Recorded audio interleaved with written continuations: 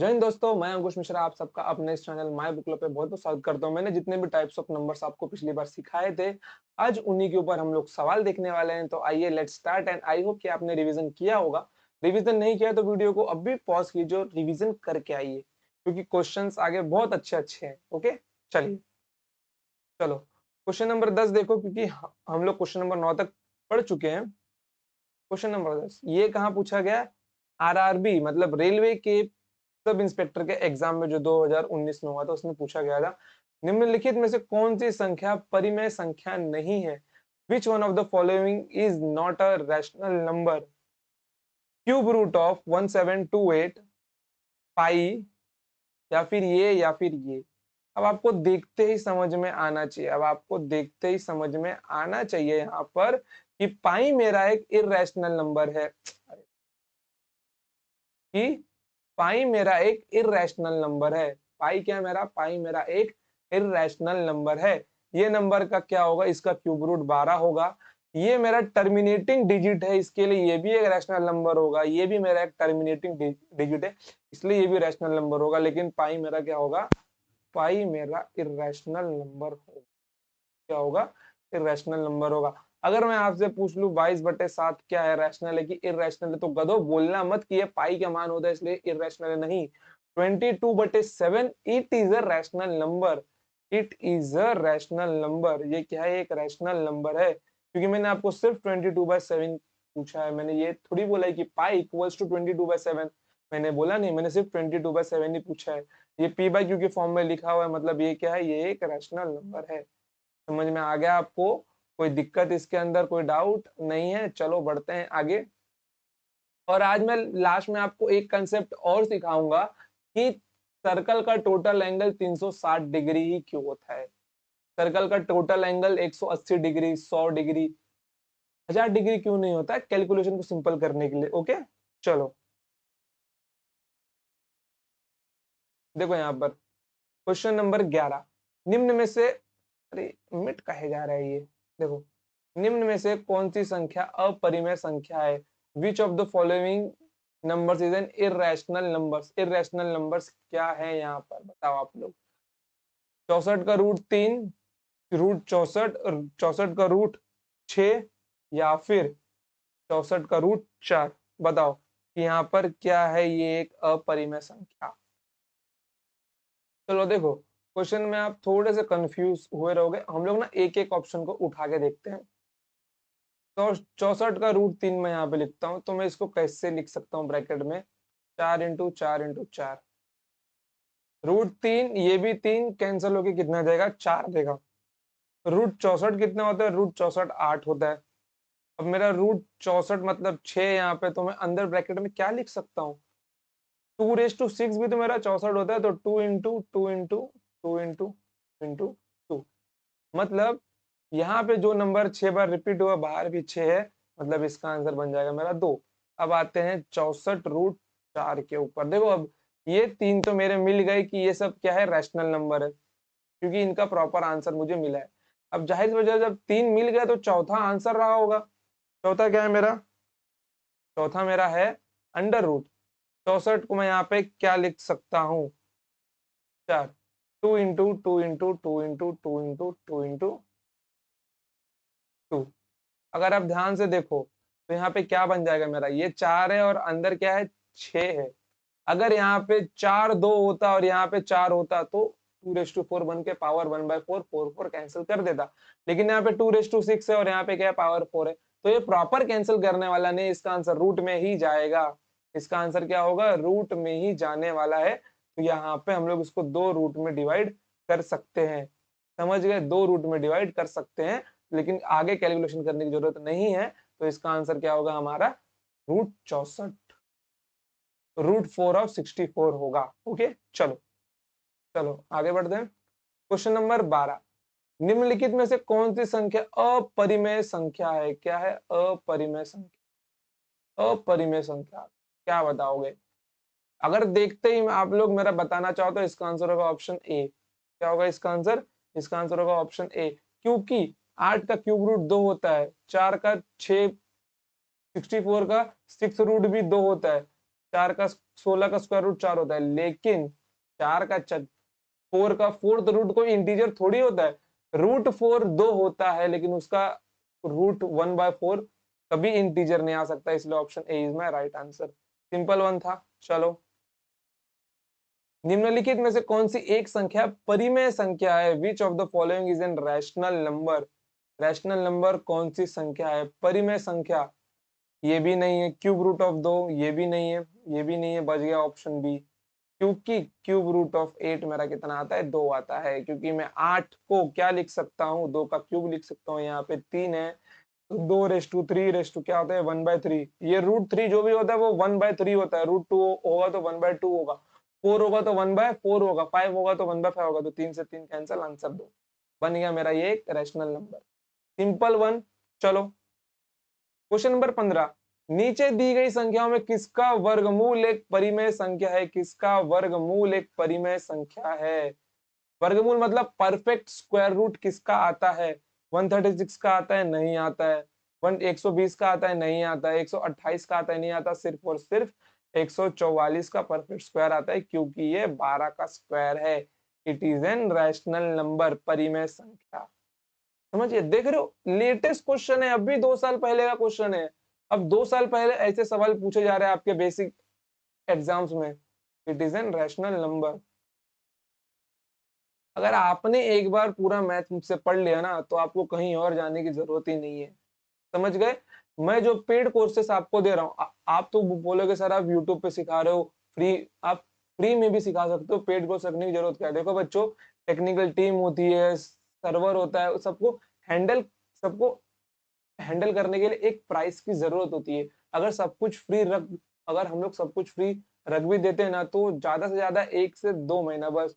उसके आगे चैनल को रन करना, एप्लीकेशन को रन करना, पूरी कॉस्ट नहीं निकाली जा सकती। इसीलिए कोई एकदम छोटी सी कॉस्ट रखी है मैंने, जिसके अंदर आपको 35 लेक्चर सिर्फ और सिर्फ नंबर सिस्टम के मिलने वाले हैं, 600 क्वेश्चन मिलने वाले हैं। अब 100 रुपया तो इनफ है ना।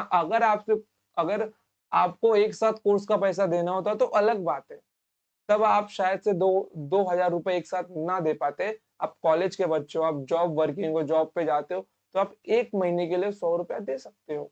It is enough. आपको जो चैप्टर पढ़ने केवल उस चैप्टर के लिए दो। ओके, तो सिर्फ इतना सा एक रीजनेबल कॉस्ट है। आप लोगों को लेवल मालूम ही पड़ रहा होगा।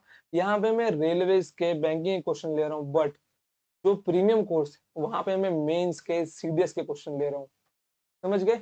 मेंस लेवल के सारे क्वेश्चन, कैट के क्वेश्चन, सीडीएस के क्वेश्चन, आपका हर एक एग्जाम कवर होगा वहां पे। ओके बच्चों, चलो तो बढ़ते हैं आगे। क्वेश्चन नंबर 15, सभी अपरिमेय संख्याएं क्या है? एक पूर्णांक है, इमेजिनरी नंबर है, परफेक्ट नंबर है, या फिर रियल नंबर है? बताओ, ये वो सारी नंबर्स क्या है? सभी की सभी अपरिमेय संख्याएं। All irrational numbers are what? All irrational number. बताओ क्या इसका आंसर? चलो सोचो, आप लोग टाइम लो। ओके, देखो, मैंने क्या बोला था आपको कि जो भी नंबर्स नंबर लाइन पे रिप्रेजेंट हो वो आपके रियल नंबर्स है। अपरिमेय संख्या कभी इंटीजर नहीं बन सकता, कभी परफेक्ट नंबर नहीं बन सकता। इमेजिनरी नंबर तो कभी जाएगा ही नहीं, क्योंकि वो नेगेटिव थोड़ी ना होता है। वो बचेगा केवल आपका रियल नंबर, वो बचेगा आपका केवल real number. All irrational numbers are all irrational numbers are real number, क्योंकि 1 से 2 के बीच में अगर मैं छोटी से छोटी भी संख्या लूं कि 1.3245678910 123468324 मेरे को 2 तक पहुंचना ही नहीं है। मैं नंबर बढ़ाते जा रहा हूँ पॉइंट के बाद, तो क्या क्या वो नंबर लाइन पे रिप्रेजेंट नहीं होंगी? वो नंबर लाइन पे होंगी, दिखाई भले नहीं दे रही, लेकिन वो नंबर लाइन पे है। समझ गए? All irrational numbers are real number. समझ गए? बढ़ते हैं आगे। चलो, 3√16 एक कौन सा नंबर है? 3√16 कौन सा नंबर है? 3√16, 3 × √16 क्या होता है? 4 होता है, ये मेरा आएगा 12। देख रहे हो? यूपीएसआई, अभी यूपीएसआई 2021 में पेपर हुआ आपका, नवंबर में जो पेपर आपका चालू हुआ था, ये उसके जस्ट प्रीवियस ईयर का पेपर है, 2017 में क्वेश्चन आया था। 3√16 is what? 3√16 is an integer. क्या ये एक इंटीजर है? प्राइम नंबर नहीं है, दिख रहा है, इवन नंबर है, इमेजिनरी नंबर नहीं है, इरेशनल नंबर नहीं है, बच गया, ये एक पूर्णांक है। समझ गए? चलो 17, 1/2 प्लस √3 के हर परिमेय का मान ज्ञात कीजिए। हर परिमेय का मान ज्ञात कीजिए। आरआरबी ग्रुप डी शिफ्ट 3 2018 में क्वेश्चन पूछा गया था आपका। सॉल्यूशन देखो आप लोग, 1/2 प्लस √3। अगर आपको इसका मतलब डिनोमिनेटर का मान निकालना है तो आप लोग ये नहीं बोल सकते ना कि सर डिनोमिनेटर में तो 2 प्लस √3 लिखा हुआ है, यही लिख दो यहाँ पर। गलत। डिनोमिनेटर का मान निकालना है मतलब आपको इसको सॉल्व करना होगा। इसको सॉल्व कैसे किया जाता है आप सबको मालूम है कि जब कोई भी ऐसा कोई नंबर आए तो इसके रेसिप्रोकल से मल्टीप्लाई कर दिया करो और उसी से भाग कर दिया करो। तो ये ऊपर क्या बन जाएगा? ऊपर आपका बन जाएगा 2 माइनस √3 डिवाइडेड बाई यहाँ पे कितना मिल जाएगा आपको? a plus B into A minus B, मतलब a square minus B square divided by 2 minus √3 divided by 4 minus 3 मतलब 1। मतलब इसके डिनोमिनेटर का मान कितना है? 1 है। समझ गए? Option C is the right answer. Option C is the right answer. इसने बोला क्या? रैशनल वैल्यू ज्ञात करना है। अगर इसने सिर्फ बोला होता कि इसके डिनोमिनेटर का वैल्यू निकालो तो ऑप्शन ए होता, लेकिन इसने क्वेश्चन में बोल दिया था find the rational value of the denominator. इसको डिनोमिनेटर का रैशनल मान चाहिए था, मतलब एक इंटीजर चाहिए था इसको अपने डिनोमिनेटर में। समझ गए? कोई डाउट इसके अंदर नहीं है? आगे बढ़ते हैं, चलो। ओके, चलो। तो आज के लिए हमारे इतने ही क्वेश्चन थे। क्वेश्चन बड़े जल्दी निपट गए। अब इसके आगे के जो क्वेश्चन है वो हम लोग नेक्स्ट टाइम दिखाएंगे क्योंकि शीट की टाइपिंग चालू है। तो आज मैं आपको एक इंटरेस्टिंग कंसेप्ट बताता हूँ, लेक्चर इतने जल्दी खत्म ना करते हुए। कंसेप्ट का नाम है कि y360 डिग्री। क्या है?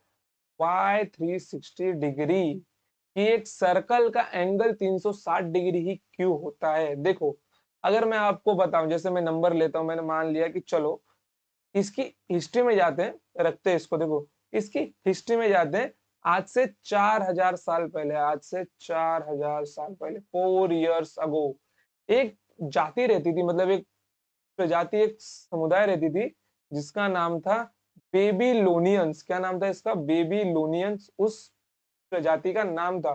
तो बेबीलोनियंस एक ऐसी प्रजाति थी जिसके अंदर जिसके अंदर जो महान मैथमेटिशियन थे ना, वो लोग देखा करते थे कि जो स्टार की पोजीशन है, वो हर दिन क्या हो रही है? बदल रही है। वो लोग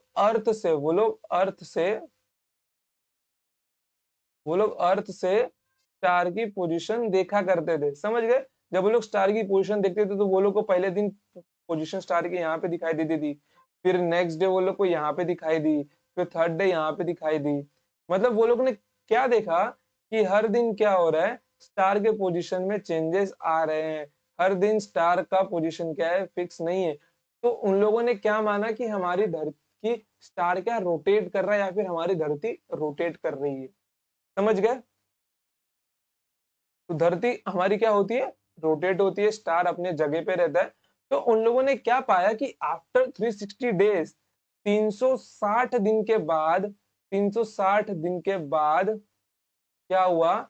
स्टार वापस अपने पोजीशन पे आ गए। स्टार क्या हुआ? वापस अपने पोजीशन पे आ गया। तो वहां से इन लोगों ने 360 मतलब 360 दिन मतलब एक साल का क्या हुआ? एक रिवाज शुरू हुआ कि एक साल को हम लोग 360 दिन मानेंगे। बाय कैलकुलेशन इसका उस टाइम पे कोई प्रूफ नहीं था कि 360 डिग्री मतलब कि 360 दिन क्यों होता है।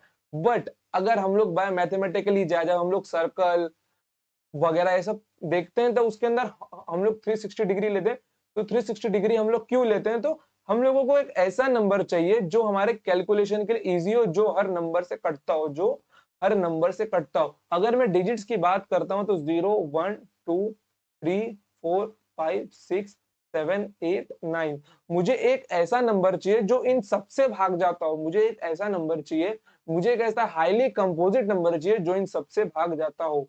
एक ऐसा हाईली कंपोजिट नंबर चाहिए जो इन सबसे भाग जाता हो। और ऐसा मुझे एक ही नंबर मिला जो था मेरा 360 number. 360 degree is a highly composite number, highly composite number. क्या ये हाईली कंपोजिट नंबर है? देखो 360 डिग्री जो आपका है वो आपका 0 से, 1 से, 0 मत लिखो, 1 ही लिखो आप लोग।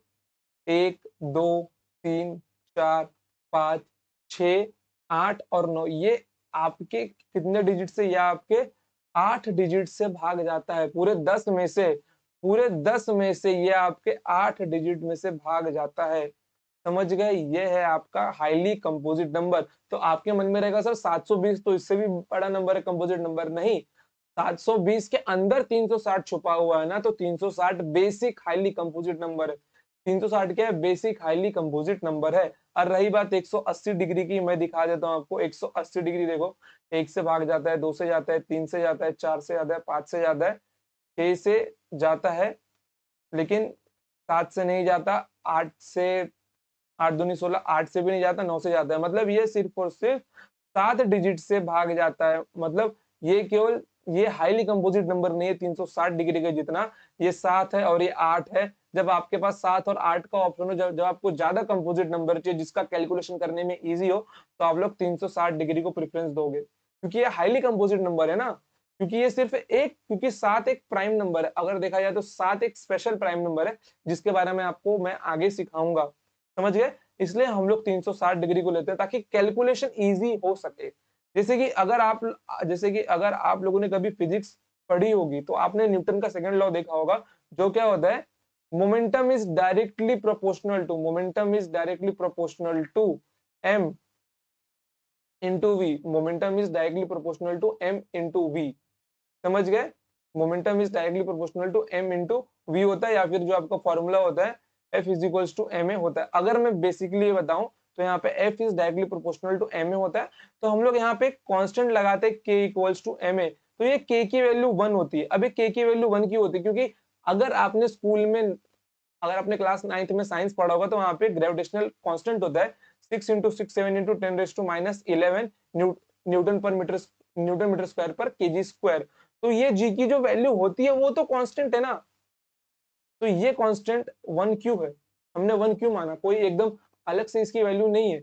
देखो, अगर मैं आपको एक एग्जांपल दूं, अगर आपके घर में आपको कोई फ्रेंड आता है, बहुत ही जिगरी दोस्त है आपका, अगर वो आपके घर पे आता है तो क्या आप उसके लिए कोई स्पेशल चीज रखने वाले हो? नहीं, बोलोगे भाई जो रखा है खा ले यार, तेरा ही घर है। देख रहे हो? तो उसको वही रिस्पेक्ट मिलती है जो आपके लिए इजी हो। अब कोई अगर मेहमान आ गए, कोई अंकल चाचा ताऊ वगैरह आ जाए, तो आप उनके लिए बाहर से सामान लेके आओगे, कोई स्पेशल पकवान बनाओगे। समझ गए? या फिर कोई अगर आपकी फ्रेंड आ गई, मित्र आ गए, तो आप लोग थोड़ा ढंग से रहोगे। समझ गए? तो जैसे क्या होता है, सिचुएशन बदलती है तो आपके बिहेवियर में भी चेंजेस आता है। जो चीजें आपकी अपनी है, आपका घर है, आपका अपना दोस्त है, तो आप उसके लिए कुछ करने वाले नहीं हो। आप वही रास्ता अपनाओगे जो एकदम स्मूथली सिंपल रहेगा। वैसे ही जो इक्वेशन सिर्फ मेरा अर्थ के ऊपर लागू होता है, F is equals to M A, केवल और केवल अर्थ के ऊपर लागू होता है। अर्थ के बाद ये इक्वेशन बदल जाता है। समझ गए? जो इक्वेशन केवल और केवल अर्थ के ऊपर लागू होता है, उसके कांस्टेंट का आप कोई भी मान मान सकते हो। उसके कांस्टेंट का कोई वैल्यू ऐसा डिफाइन किया हो ऐसा जरूरी नहीं है। इसलिए के की वैल्यू न्यूटन ने 1 मानी थी। समझ गए? और ये जो वैल्यू है ये स्पेस में जाता है, मतलब अर्थ और सन के बीच में ये रिश्ता दिखाता है कैपिटल जी का वैल्यू। समझ रहे हो? मतलब कि ये एक, जब जैसे ये वैल्यू अर्थ के बाहर निकला, जैसे ये वैल्यू अर्थ के बाहर निकला, कांस्टेंट अर्थ के बाहर का हुआ, तो वो कांस्टेंट हो गया, फिक्स हो गया वहां पे। समझ गए? यही मैथ्स का नियम होता है। मैथ्स का नियम हर जगह सेम होता है, अलग नहीं होता है। ओके? तो कोई डाउट इसके अंदर? चलो मैं जाते जाते ना एक क्वेश्चन छोड़ के जाता हूँ तुम्हारे लिए। क्वेश्चन क्या है? अभी मैंने आपको आंसर किसका बताया? मैंने आपको आंसर बताया इसका, तो आपके लिए सवाल है y 180 डिग्री। क्या है? y 180 degree. तीनों ट्रायंगल्स के एंगल, एक ट्रायंगल्स के तीनों एंगल्स का सम 180 डिग्री की होता है। एक और एक क्वेश्चन आपके लिए, क्या 0 इज ग्रेटर देन इंफिनिटी? अगर आपने इंफिनिटी के बारे में पढ़ा होगा तो शायद आपको ये, देखो ये सारी चीजें वैसी, ये सारे जो कंसेप्ट है, नंबर्स है ना, ये सारी वैसी चीजें जिससे आपको मैथमेटिक्स पढ़ने में और मजा आएगा। अगर आप मैथ्स में इंटरेस्ट दिखाना चाहते हो, मैं ये नहीं बोलता आप मैथमेटिशियन बन जाओ। मैं एक टीचर हूँ तो ये सब पढ़ना देखना मेरा काम है, मेरे को अच्छा लगता है। बट आपको एक गवर्नमेंट एग्जाम निकालना है। बट मेरे ये सिखाने का मतलब क्या था कि आपका थोड़ा सा ना इंटरेस्ट डेवलप हो मैथमेटिक्स के अंदर, इसलिए मैंने आपको ये सारे के सारे रीजंस बताए कि वाई 360 डिग्री, फिर के वैल्यू 1 किस लिए होती है कांस्टेंट की वैल्यू, और यहाँ पे आपसे सवाल पूछ लिया 180 डिग्री क्यों, और यहाँ पे सबसे बड़ा सवाल पूछ लिया जो इंटरेस्टिंग क्वेश्चन है, क्या मेरा जीरो इन्फिनिटी से बड़ा है। इसका भी रीजन मेरे पास है, जो मतलब कि मेरे थर्ड ईयर में, मतलब कि जब मैं डिग्री कॉलेज में था तो मेरे को प्रोजेक्ट मिला हुआ था, तो सबके टॉपिक अपने अपने चूज करने थे। तो मेरे दो टॉपिक थे, एक टॉपिक था मेरा वैदिक रश्मि थ्योरी, वैदिक रश्मि, अरे लिख जा, हम्म, वैदिक रश्मि थ्योरी, ये एक टॉपिक था मेरा। और मेरा एक टॉपिक था आपका कि zero is greater than infinity, अगर ऐसा मैं मानता हूं तो मुझे एक्सप्लेन करके दिखाना था, जो कि मैंने दिखाया भी था, बट कोई मैथमेटिकल प्रूफ मेरे पास नहीं था इसका, क्योंकि मैं मैथमेटिशियन नहीं हूं ना। मेरे बुक्स में जितना था मैंने उतना ही पढ़ा है अभी तक। ओके बच्चों, तो ये आपके लिए क्वेश्चंस थे। आप लोग क्या सोचते हो, मैं ये नहीं चाहता कि आप परफेक्ट आंसर दो, इस क्वेश्चन का तो परफेक्ट आंसर किसी के पास नहीं है। इसके ऊपर केवल केवल और मेरी एक थिंकिंग है, सोच है, एक आइडिया है कि हाँ ऐसा शायद हो सकता है। प्रैक्टिकल अप्रोच है मत, बट मैथमेटिकल अप्रोच नहीं है मेरे पास। ओके, तो आपको जो भी लगता है आप मुझको कमेंट सेक्शन में बताएं, मैं उसको अगर किसी का आंसर मुझे अच्छा लगा तो मैं उसके कमेंट को नेक्स्ट लेक्चर रहेगा मेरा, मैं उसमें जरूर बताऊंगा। ओके बच्चों, तो आज के लिए इतना ही, तो मिलते हैं नेक्स्ट टाइम, तब तक के लिए टाटा बाय बाय, जय हिंद जय भारत। और रिवाइज करके आना नेक्स्ट टाइम, क्योंकि आगे हम लोग अभी और अच्छे क्वेश्चन देखेंगे। और अगर आपको पूरा मैथ्स बैच डीप में पढ़ना है, एक बार ले लिया तो लाइफ टाइम के लिए कोर्स आपका, तो आइए अभी माय बुकलो ऐप के ऊपर अंकुश मिश्रा मैथ्स को फॉलो कीजिए और प्लेलिस्ट में जाकर नंबर सिस्टम को बाय कीजिए। ओके बच्चों, तो तब तक के लिए टाटा बाय बाय, जय हिंद।